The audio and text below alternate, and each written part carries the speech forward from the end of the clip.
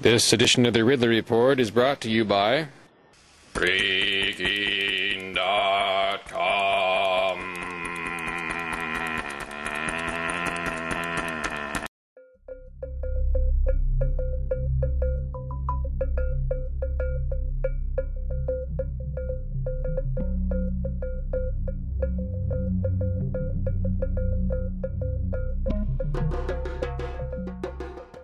I'm standing here with Senator Lou D'Alessandro of Manchester. Yes. Who has just returned from what's the Sununu Center, or it's a youth correctional facility in North Manchester. Yes. That has been the target of some concerns, I guess, about excessive force use against juveniles, possibly. And you just came back from a tour over there, and I was just wondering what your impressions were. Oh, it's a magnificent facility. We just recently built it.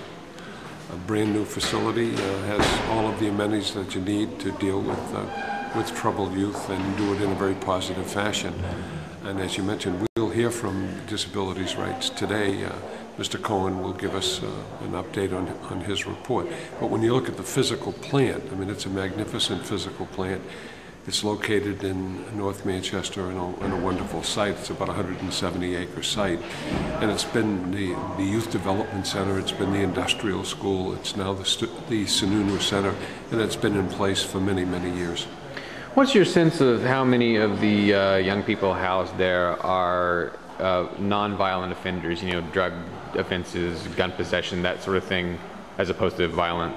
I believe that the number is 19 are violent offenders, 9 women and 10 men. I'm giving you a rough estimate because I don't have those details before me. Is it possible that people are there that are not charged with harming anyone?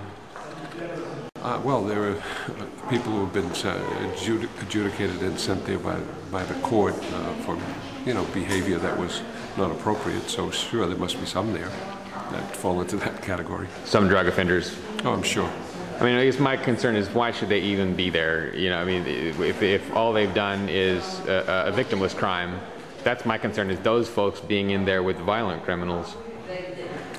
Well, the Sununu Center is, it's a center that was set up under the statutes, as I said, it was originally cast as the State Industrial School for Wayward Youth, then became the Youth Development Center. When it changed its name now, it's the Sununu Center. So youngsters are sent there by the court for a variety of reasons, and it's a rehabilitative process, and that's what hopefully happens when they're there. Did you ask the staff about the concerns of possible excessive use of prone restraints? No, we didn't talk with the staff about that at all. You didn't even bring it up? Well, there was no intention to do that. Why not? Because the reason was to visit the facility to find out if it was capable of becoming a women's prison. That was the rationale for going there. That's what the study committee is all about. You're the eyes of the people, and you're the protector to some extent of those kids in there. And I wish you'd asked. Well, we'll have ample opportunity to do that. But the scope of our commission was to find out if the facility is capable of being a women's facility. That was the mandate by the legislature. So that was our job, and we try to do our job. So it would be expanded if this were the case, if it were to accept women? The decision would be made whether or not it would be appropriate. That's really what we're looking at. Okay. All right. Well, I do appreciate you going out there and looking around.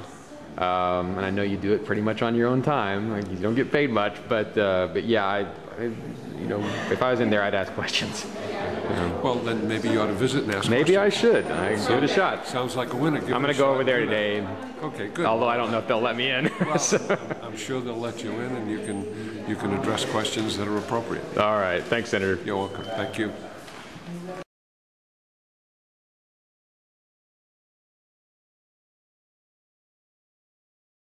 Institutionalized community services, etc. So many of the techniques that we use here are really classic. A member of a 3-person panel, the Eric L. panel, overseeing DCYF's implementation with excessive force and a number of other things. We also found that there seemed to be, that this did not seem to be isolated, that there seemed to be maybe a pattern there, but we were really focused on this boy. And there also seemed to be a lack of oversight at DCYF.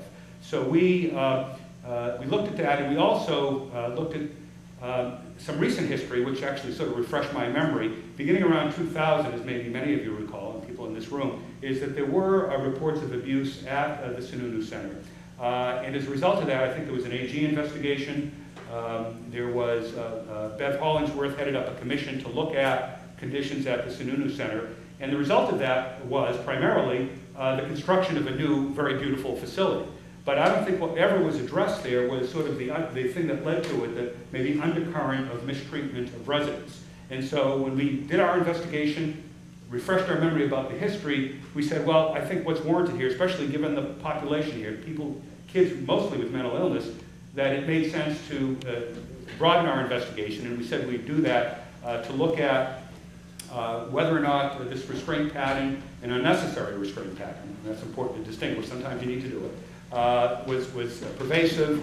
We also looked at, broadened it to look at the quality of services, because the real method to deal with behavior is to have good services, good mental health treatment, a good milieu. So we hired an expert to help us with the sort of clinical evaluation, and she actually we wanted someone who was both good and would be perceived as impartial.